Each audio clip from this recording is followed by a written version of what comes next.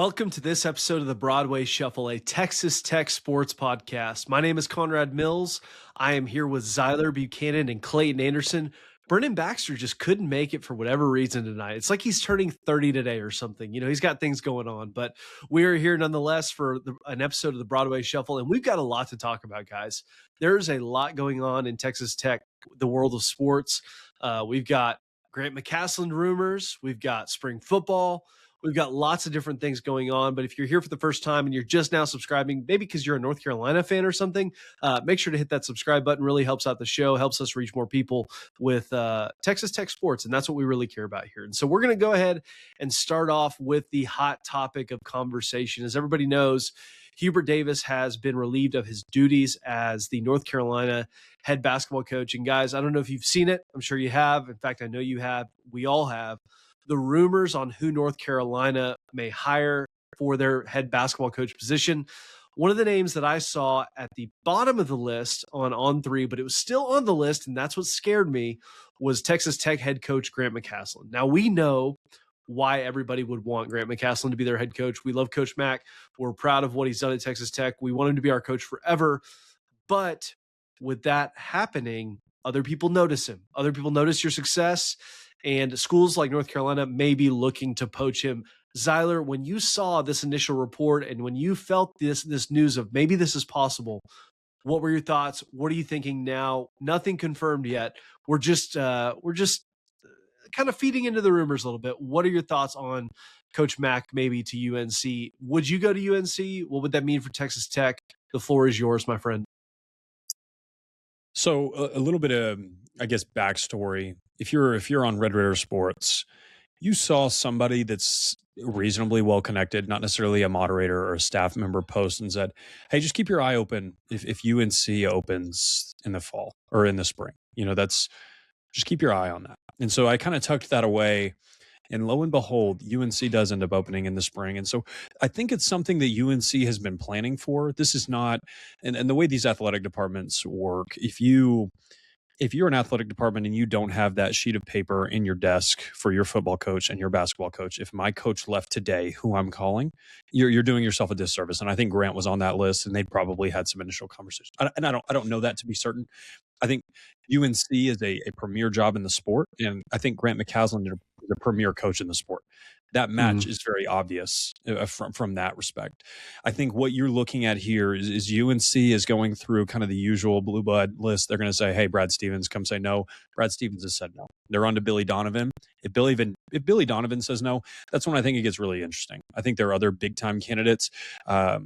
Are Tommy Lloyd, Conrad's cousin, and Dusty May, and then TJ Altenberger. Now, TJ has pretty much flat out denied it. Tommy Lloyd, in his press conference today, just made sure to say that his focus is on this tournament run, and then he wants to make sure he gives his entire effort to that. As Stats of War likes to say, not a denial. Definitely not a denial. And so I think their initial target will be Tommy Lloyd, potentially Dusty May, and then I'm less certain on TJ Altenberger. If it gets past those two guys, that's when I start to get really nervous. I think the allure of the North Carolina job is pretty easy to understand. If you think college basketball, I think North Carolina is at least one of the four programs you think of. In my mind, I think Duke, Kentucky, I think North Carolina. Those are the three programs that I kind of think about. Maybe to a lesser extent, Villanova and UConn, but that's kind of the era of college basketball that I grew up in. I don't think Indiana. I don't think UCLA. I don't think other programs like that. Those are kind of the three big boy jobs that I think can take their swing at anybody and have a reasonable shot at that. So that's kind of where I come. I think you still got, if I had to put the odds of Grant being your coach next year, I would say it's still at 90+%, but it's definitely not 100%. And I think his agent would be doing a disservice if he wasn't mentioning Grant for these jobs, because he's a coach that deserves looks at jobs like this. And I think that's a good thing. As long as he ends up staying with a pay raise and an NIL boost. Otherwise, you're gonna be in a pretty tricky spot here. Clayton, your thoughts? Yeah, I pretty much agree with everything you said. I think, it's interesting. Like if Grant had JT never got hurt and Grant makes the Final Four, I think there's definitely a world where he's like way up on the list. Yeah. So maybe in the long term, that's like a blessing in disguise. I definitely think he's on the list, but like you said, I think they have to get multiple no's. Like I think they would have to get probably 5 no's at least before it even got to Grant. And then who knows if he accepts it. I don't know. I think the whole conversation around the blue blood, because like you were talking about, like I think it's safe to say that North Carolina is a better job than Tech. But Certainly. in today's college sports, like how much better is it? Because you look at all the blue bloods, and since the rise of NIL, like Duke is really the only one that's survived that. I mean, they're all still doing well, but none of them are performing to the level they were before NIL, specifically like Kentucky, Carolina, and Kansas. Yeah. So I think it's easily a better job than Tech, but like, does it make sense to uproot your family, take that risk? Because there is more pressure on you there than there is at Tech for sure. I don't know. It's an interesting question. I still think if I had to put money on someone, it would be Mark Byington from Vanderbilt, just because he's coached in the Carolinas. I think Vandy is a job where it's, to me, that's still, UNC would be a considerable step up. And I think he would take it if it got to him.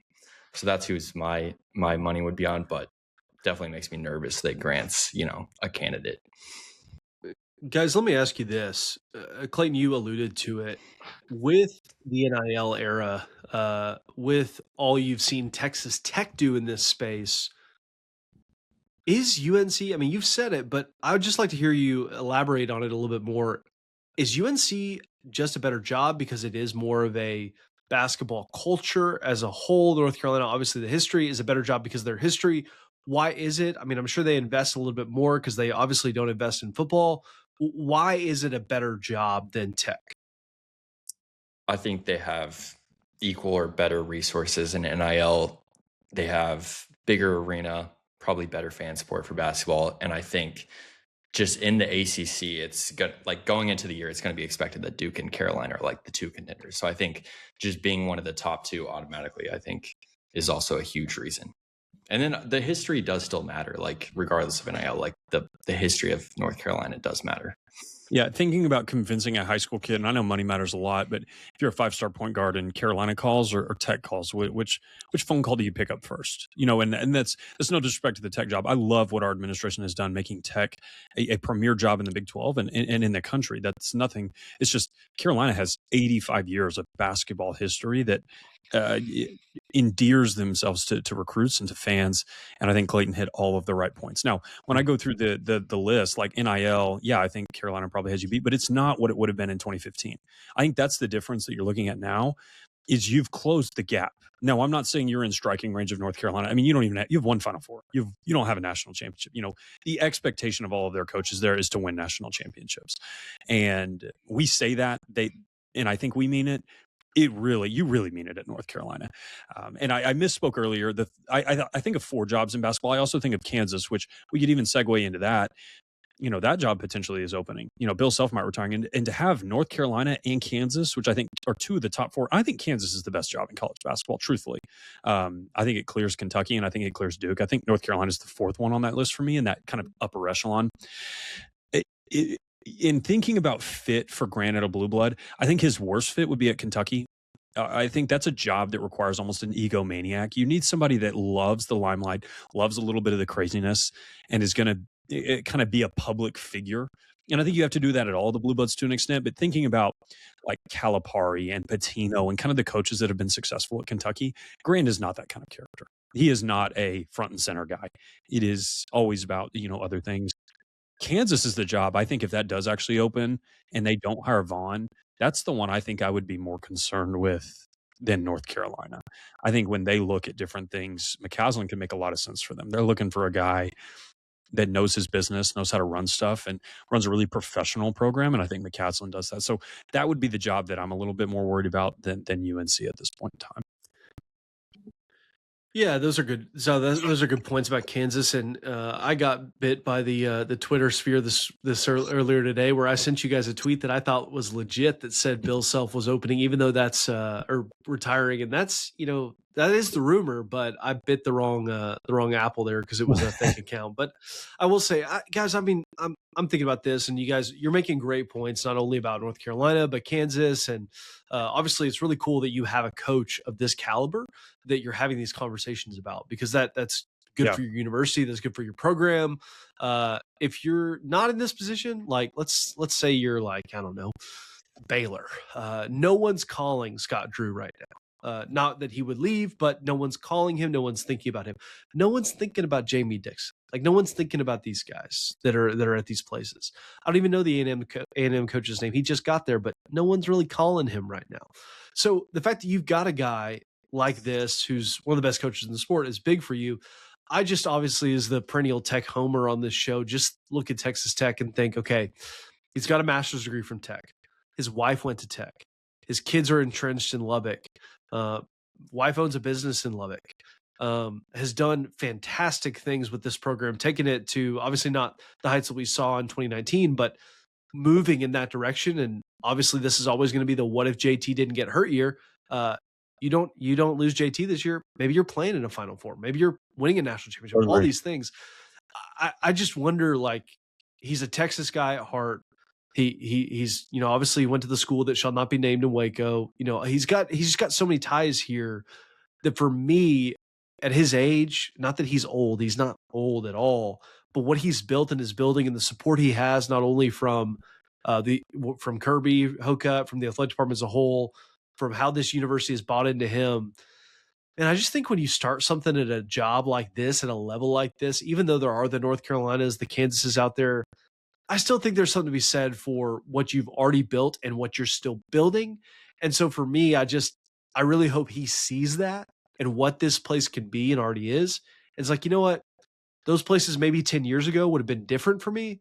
But now it's like, no, I'm at Texas Tech. Like I can have a statue at Texas Tech. At those places, it's a lot harder to get a statue than it is at Texas Tech. Again, because of their history, like you guys mentioned, but he could potentially be that standard bearer for Texas Tech for the next, 50, 60, 70 years. So I don't know. Am I wishful thinking there, Zyler? Am I just trying to paint a picture that's not realistic? Am I trying to talk myself into something? Or is that a reality with how Grant could look at this job?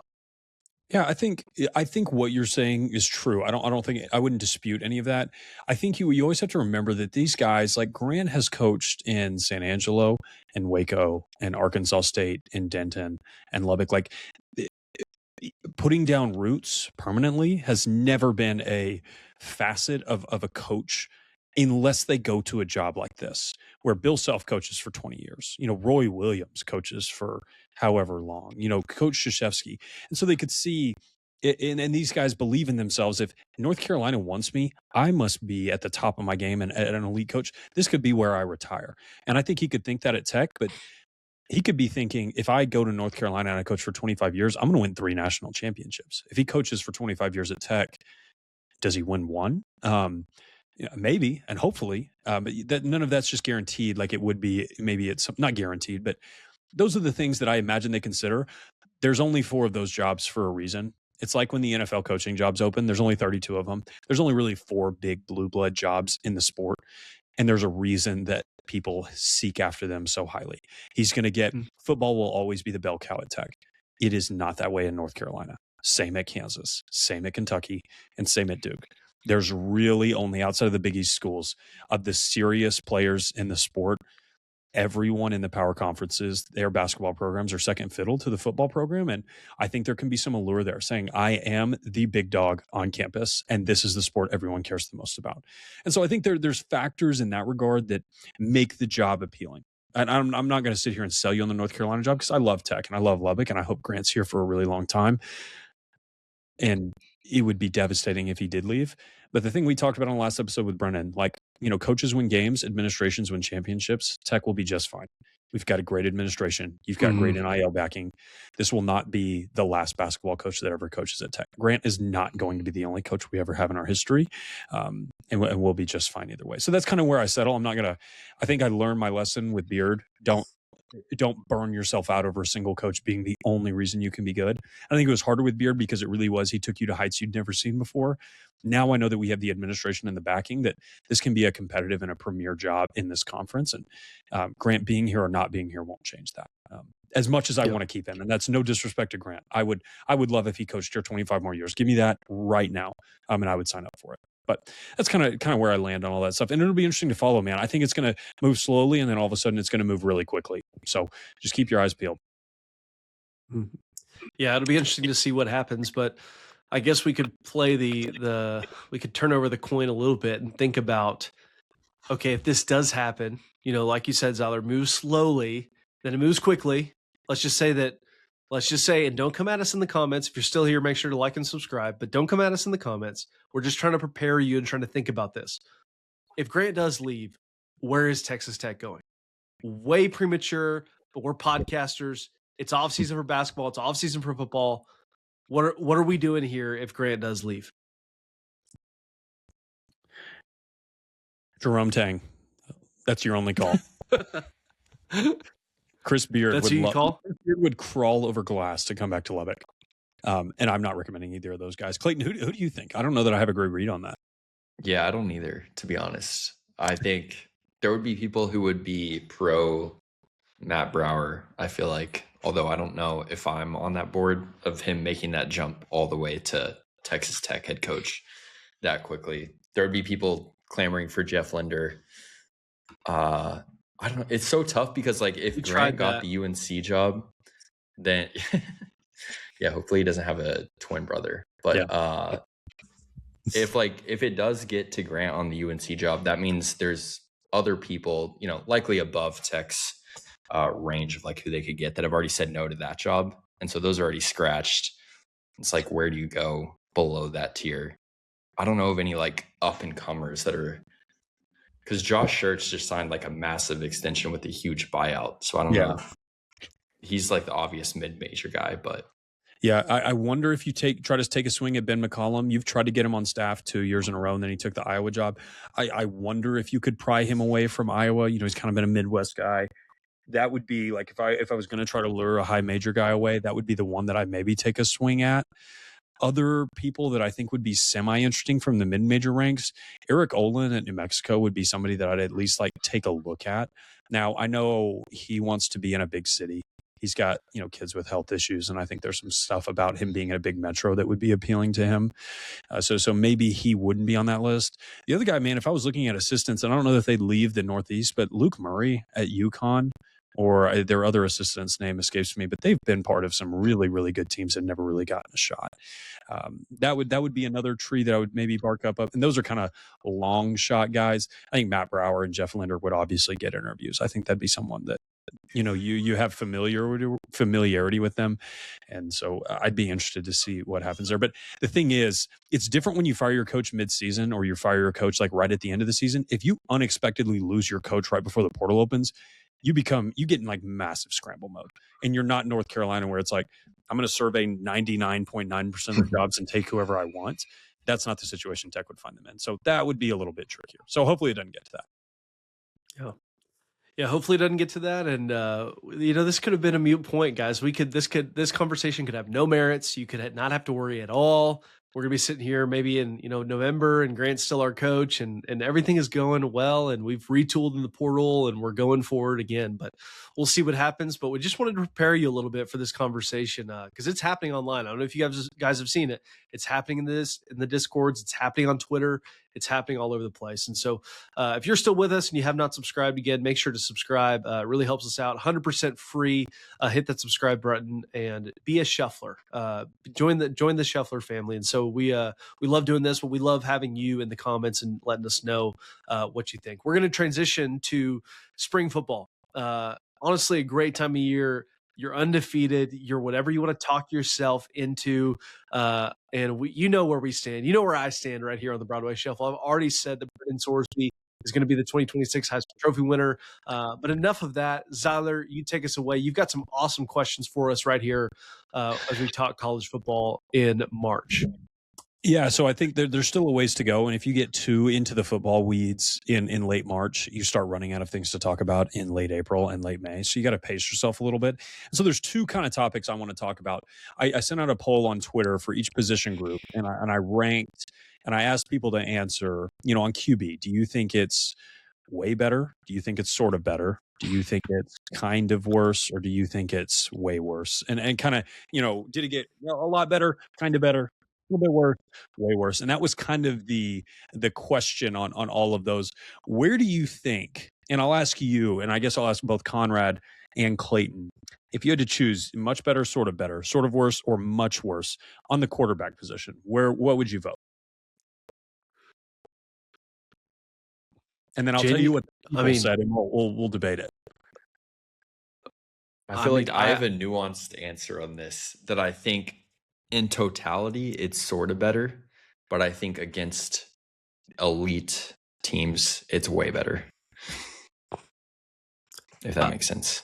Yeah, Conrad? I completely agree with that answer. Because of that, I would say, I mean, the position as a whole, right? Like, you've got obviously Sorsby, you've got Hammond working his way back from the injury, you've got Lloyd Jones, and then you've got Stephen Cannon, and then you got another transfer. What's his name? His name escapes me. Kirk. I forget what it is. Kirk. Yeah, Kirk something. I mean, I think as a whole, because I believe in Stephen Cannon. I don't know that he'll ever play here with the big time prospect coming in, but at the same time, I'd probably say much better, because I think against the elite, it is going to be much better because of Sorsby's running ability. What did the people say? So if we look at the people's vote, 59.3% of people said much better, 39% said sort of better, 1.7% said sort of worse. Interesting. I'd love They to do should that. not be allowed to vote again. Let me know. And I do got to write out relatives. Yeah, you're exactly right. Coach Morton said this room is so much worse. John Winkins, he voted and he completed all of these, and he said, "What do I get?" And I said, "You get a shout out on the show." So, John, thank you for completing the polls. We appreciate it. Clayton, give your answer, or explain your answer a little bit. You said sort of better generally, but against elite competition, much better. What do you mean by that? So I think Barron was actually pretty good against mid to bad defenses, and I don't see how Sorsby's going to elevate that a whole lot. But I think he gives you, in the Oregon game, for example, I think he gives you things that Barron couldn't. Same thing with the Utah. I know Barron didn't play the full game, but in the half against Utah, even BYU, I think games like that is where Sorsby will make a big difference from the QB play we had last year. Conrad, the transfer you're thinking of is Kirk Francis. The one thing I will say about this QB room, the depth week one, I think, is going to be significantly worse. You were rolling Baron Morton, Will Hammond, and the kid that went to ECU. I don't know how I've already forgotten his name. Mitch Griffiths. Mitch Griffiths. Hey, that's last year, man. You'll be rolling out week one with Brendan Sorsby, which I think can be good, and Lloyd Jones. That's it, pretty much. Yeah, but Kurt? Dude, we could win these first 3 games with me at quarterback. I don't need to say it again. I don't think Conrad could quarterback us to a win against Houston. I'll just say that. Oh, yeah. Okay. Sorry. The non-conference games. Isn't he going to be back by week 1 though? I don't think there's no way he's back by week. Maybe they think he will be. I don't know. Anyway, we got a lot of rooms to get through. And then I want to talk state of the country and kind of who's leading the betting markets for all of the big 4 conferences. I want to see if you guys can get the top 3. So RB room, much better, sort of worse, much worse. What are your thoughts? Sort of better. Conrad? Sort of better. I feel like much better. You would have had to have this amazing impact transfer, but Joyner coming back, I feel like that makes you better. But we still don't know how good he is because we haven't seen him in a Red Raider uniform. Okay, and he's coming off a major injury. Yeah, correct. Yeah. So the people voted much better at 64.7 and then sort of better at 35.3. I think I agree with sort of better. It's hard to say significantly better. You guys, they're not taking the freshman to sophomore leap. They're going sophomore to junior with Jacoby and Cam. You do get your starter back. So I think I understand why you could say much better. Your presumed starter last year is coming back. So you ran with the 2s and 3s last year. You should get your 1 back. But again, there's that injury piece. So I thought that one was pretty fair. This is where I think it gets spicy. The wide receiver room, much better, sort of worse, or much worse. Where do you land? I'm going to let Conrad go first on this one. So Micah Hudson's name starts with an M. The phrase much better starts with an M. I'm going to use that logic and say much better. Okay. I think he's going to. I think that's unbelievable. I think he's going to be unbelievable. I think Simmons is going to be great. I think Coy's good. If he could just get a little bit faster, he'd be. Which not that he's not fast, but he gets some of that some of that, and maybe an extra senior boost. I don't know what it is.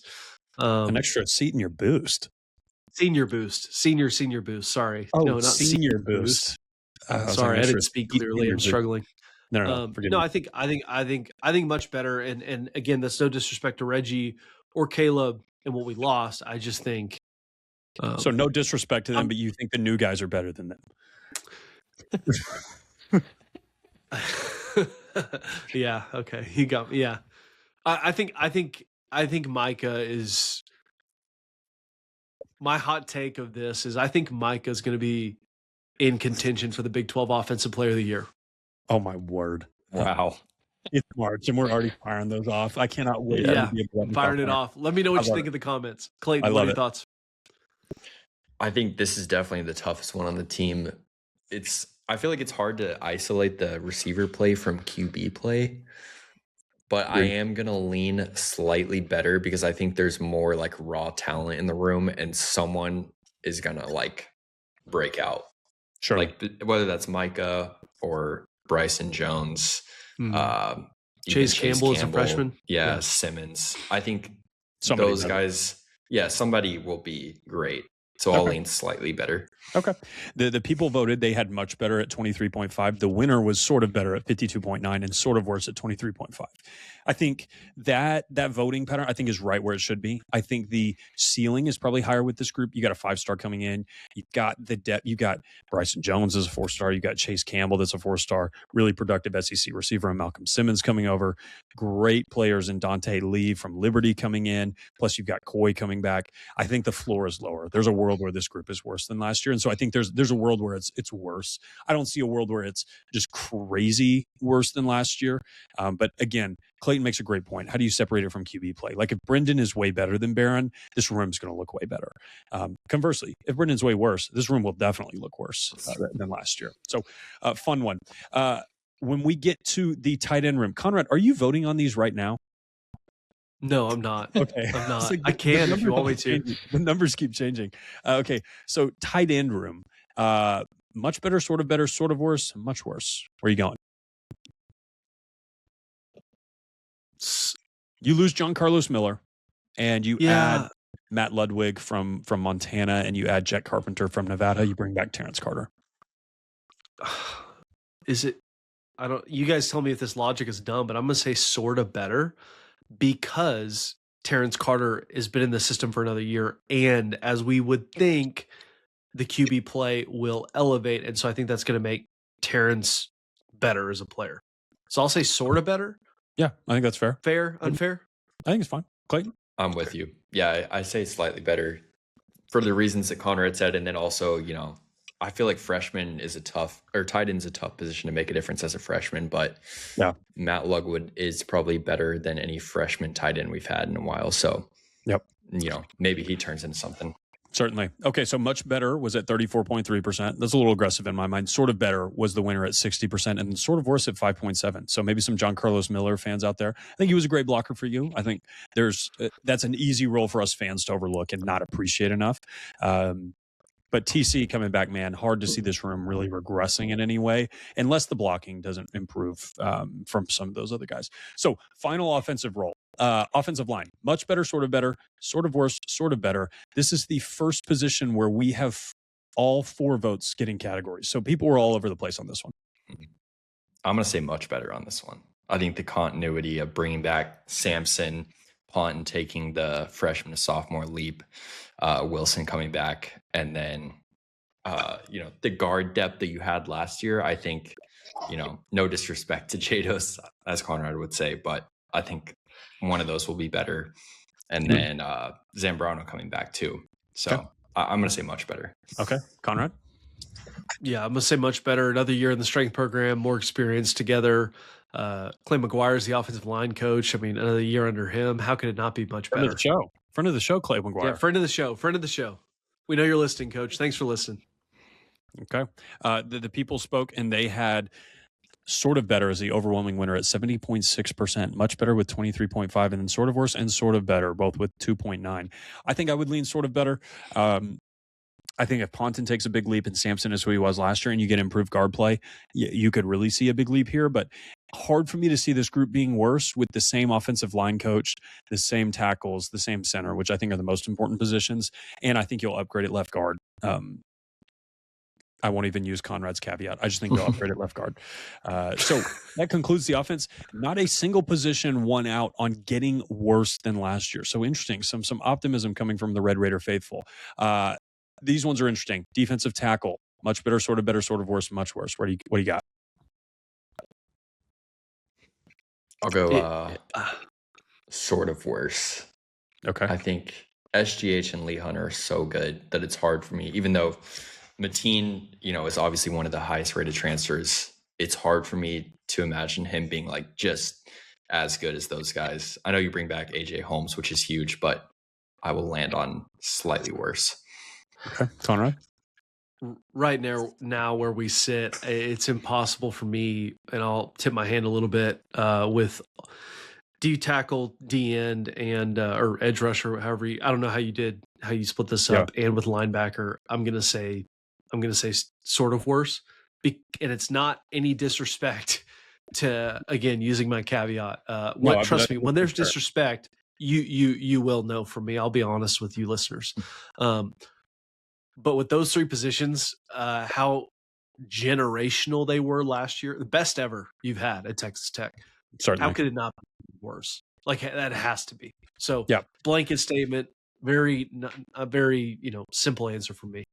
Okay. Yeah, 72% of people would agree with you, sort of worse. 24% said sort of better. 3% said much better. If you were one of those people that voted, I would love to hear why you think it's much better.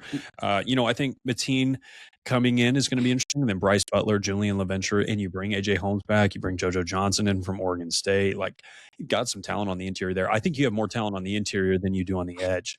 As we move into that group, I think this one's going to be pretty easy. Much better, sort of worse, much worse. Where you landed? I'm going to go much better. I think we got Max Crosby coming off the edge next year. Yeah, of course, according to I'm kidding. I'm going much worse for obvious reasons. Yeah. Conrad? Yeah, much worse. Yeah. Yeah, I think I would land in between much and sort of worse. I just don't see the same juice from Trick and White that I saw from Bailey and Height just in the preseason. You're like, dude, Height is crazy fast. And if you got to watch any of the practices or be on the field, Height was such an incredibly imposing specimen of a human, like the perfect build for a D end. You just can't build it better than that. And then Bailey was obviously maybe the best defensive player in college football last year. And if it wasn't, it was his teammate, Jacob Rodriguez. So hard for me to see this room. And it's not to say that it's going to be a bad room. It's just, the room was so good last year. Like Conrad said, I won't repeat his sports. And that's, interestingly enough, sort of worse one with 64.7%. Some people voted sort of better. 5.9%, 29.4% said much worse. So interesting stuff there. You're wrong. Yeah. If that happens, man, we have got a crazy sort of better. Yeah. Yeah. Watch Seriously. out. And I think the depth is worse this year. Like, you bring in LaDainian Guyton, but he doesn't show up until the summer. You have a D2 transfer, Amari Fleming. Like, you've got Jamon Mathis is a nice transfer from Kent State, but I just don't like the depth as much this year either. So I think sort of worse is very clearly the right answer. Linebacker, I think we would all say, and I'll save us from voting on this and we'll get to the last two. I think we'd all say sort of worse. I don't think Austin Romaine is as good as Jacob Rodriguez, and you brought the other two guys back. So I think that one's pretty easy, and that's where everybody kind of landed. Still had 28% of people said sort of better. Wow. These people are optimistic, man. Yeah, man, I do appreciate that. This one's kind of water, guys. Kool-Aid's in the water. Safety. And what do we think there? This one also received all four numbers got votes. Much better, sort of worse. Where you landed? Tell our listeners who's starting at safety for us. So, and I'll include the star position. So you'll bring back Brendan Jordan, and I guess technically that would include John Curry at star, but I'll just say the field safety and the boundary safety, so we won't include Curry in there. I consider him more of a linebacker in like a 4-3, even though it's a whatever we run, like a 4-2-5. Or I guess it's technically a 3-4, but it plays like a 4-2-5. So you lose Cole Wisniewski, and you bring back Brendan Jordan. You did not add really anybody in the portal. So you're counting on Malika Scara. You're counting on Marcus Ramon Edwards. You're counting on, who's the other kid? Peyton Morgan. So you're going to be building from within here. The only position you didn't address in the portal, which gives me a little bit of confidence. The only position we didn't address in the portal last year was linebacker, and that pretty much ended up being our best group. So I think there's arguments. Top end talent maybe could be higher. I think the floor is a little bit worse with some of those inexperienced. You'll be starting a redshirt freshman or a redshirt sophomore back there, and I think experience at safety is a really, really helpful tool. So I think for me, and I guess I'll answer ahead of you, I think this room gets sort of worse, but I don't think it's very close to being the same for me, even though I thought Cole was a very good player. Yeah, I'm with you. I think it's slightly worse, but I think Peyton Morgan could be really good. But like you said, he's young, hasn't played much. And then I actually I think Brennan Jordan improves maybe the most of anyone on the defense through the start to the end of last year. So I like him coming back, having at the other position. So I'll say slightly worse. Conrad, anything I'll to say add? Nothing to add. Slightly worse. Brennan Jordan, also friend of the show. Great guy. I will say I believe in Peyton Morgan as well. If you guys remember, way back when we had CJ Baskerville on, our first player to ever have on, we were so nervous, and I think CJ would be honored to hear that. But he mentioned Peyton Morgan several times in that conversation, and now we may get to see what that looks like. And so exciting to see, that, but I would say sort of worse just because Cole was proven. Yeah. And I thought, especially back half of the season, excellent player, cleaned up a lot of stuff for you, prevented a lot of explosive plays. Really good and underrated piece of that defense. Final spot, cornerback, much better, sort of worse, much worse. So you'll bring back Bryce Pollock, you'll bring back Amir Boyd, kind of your two starters from last year. You do lose Morian Horn. You add a kid from UTEP, I believe, David Martin, or it's either UTEP or UTSA. And then you've got some kind of 4-star corners that are true freshmen. What are your thoughts on this room? I'll say slightly better on this one. I think another year for Pollock and Boyd. Those are your two best corners last year. Obviously, Horn losing is a loss, but I think someone can fill that slot. Sure. So I'll say slightly better. Yep. Conrad? Completely agree. Yep. On the same page. Yep. And that's, oddly enough, when I did this survey, it's still time to vote. So people, if you haven't voted, get in there and do it. This is the only position group that people think will be better on the defense next year. Every single position on the offense, everyone thinks is going to be better. On the defense, every single position group they think is going to be worse, as opposed to cornerback. So something to consider as you kind of frame up what you think this Tech team is going to be like as you read the reports. Everyone expects the defense to take a step back in almost every position. If that happens, what does that mean for your long-term ceiling and your prospects at winning the conference? So fun exercise. Hope you guys enjoyed that. I know that took about 10 minutes, but would love to hear your comments and thoughts if you've got them. So guys, now transitioning into something that I wanted to talk about. What is your ball knowledge of the other conferences around the country? Wanted to just ask real quickly what you think and what you know about the Big 12. I mean, this is obviously the creme de la creme of the college football world. It's what everybody's talking about. Do you know the top 3 teams in betting odds to win the conference right now? Clayton, I'll go to you first. I think Tech is the overwhelming favorite. And then I think BYU is second. And I think Utah is going to be third. Conrad? Yeah, I think this is a question that I wasn't prepared for. But after sitting here for a couple seconds and thinking about what to say, there's only one right answer. It's Texas Tech, it's Texas Tech, and then it's Texas Tech. Who cares what anybody else is going to do, man? We're going to walk through this conference like a hot knife through butter. There's no comparison. It doesn't even matter. But if I did have to be objective here for a second, I'd say Texas Tech, Utah, and BYU. Although I'm not really high on Utah, but I don't know. That's where I would guess. But it doesn't matter because we're just going to blow everybody out again. So we'll see what happens. Zyler, what's the right answer? Conrad, man, the early confidence. Those are the top 3 teams at betting odds. You're looking at Texas Tech at -115, which is a slight favorite, which is wild to think about a pre-conference future. And then you got Utah and BYU both kind of hovering around +700. I think that Utah number is crazy. They lost all 5 of their starting offensive linemen, their offensive line coach and their head coach and their offensive coordinator. I just don't see it offensively for them this year. I think the defense will be fine. I don't like that number for them particularly. I haven't looked at their schedule. Maybe they caught a couple breaks there. So moving into something that might be a little bit harder, and I think this is, maybe I'll save the hardest one for last. Let's go to the SEC. Who do you think are the top 3 teams in betting odds to win the SEC right now? Conrad, since this is your pet conference, who do you got here? It just means more, baby. I will say Texas has to be number 1. They don't have horns to be, down. No, they do. Bringing back Arch, getting Cam Coleman, what they've got on the defensive side of the ball with Colin Simmons, Anthony Hill, all that. I'll just get Gunnar Stockton's coming back for Georgia. That they have to be 2. And then go Tigers at number 3, baby. LSU. Okay. That they have to be well with reasoned. all the transfer hype they brought in. Top 10 coach in college football going over that way. I'll say Texas, Georgia, LSU. Nice, Clayton. I think it's Texas, Georgia, Bama. Okay, I like that pick. It is Texas and Georgia as the top 2 vote getters. The third team I am just so opposed to this. It is the LSU Tigers. Lane Kiffin has to go. So look at that, man. Not sure if I agree with that. What if they won it for his first year? What if they won it? How crazy would that be? Man, I don't know. This one I think is the easiest of the big conferences. So what do you think about the Big Ten? I guess there's one team that I think could be kind of tricky here, but the Big Ten, where would you go top 3 teams right now? Clayton, I'm going to you first. I'm trying to decide who I think. I think Oregon's 1, Ohio State 2, Indiana 3. Okay, I like that call.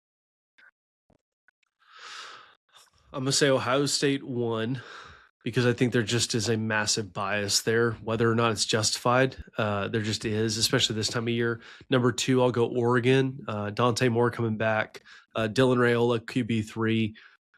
And then I'll go Indiana 3.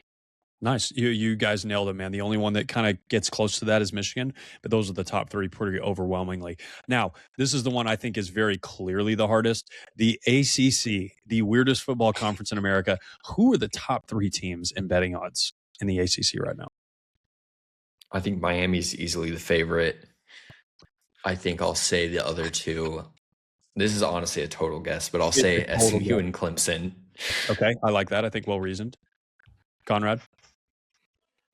I'll say Miami. I'll say SMU, and then I'll say North Carolina. Oh my word! If North Carolina, I'm kidding. I'll say Clemson.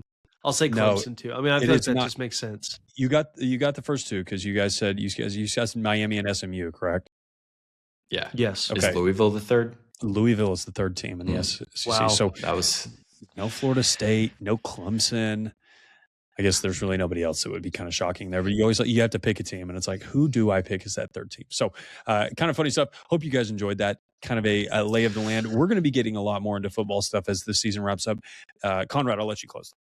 Yeah, this has been fun, but a little bit different without Brennan. But I'm sure he'd have some opinions he'd love to share with you guys about those. About all of those different questions. I think he'd be on the same page with all of us, though, because, us 4 here on the Broadway Shuffle, just football and basketball experts through and through, but ultimately loyal to Texas Tech, and we want the best to see. Guys, I'm just so excited what's going to happen with Texas Tech football this year, thinking forward, even to just August. I mean, that's not that long away. It's going to be here before we know it, but looking forward to seeing what the Red Raider football team does this year. If you're on Red Raider Sports, make sure to check that out. And I just want to close with one question for you guys. Zyler, you didn't pull this question, but I'm just going to ask it anyway. Head coach for the football team, much better, slightly worse, much worse. Much better. Clayton, your thoughts? Yeah, that year 5 leap in coaches is huge. So I'll say much better. Hey, unbelievable. Yeah, I'm going. Chip off his back. People have been clamoring. Yeah. Show me the Big 12 title. Show me the Big 12 title. And now he's got it. So much better. Already the greatest head coach in Texas Tech football history. What could get better? We'll see here in 2026. Thanks for joining us here on this episode of the Broadway Shuffle. We will see you guys next time. Wreck 'em. Thanks. He makes the catch. He's going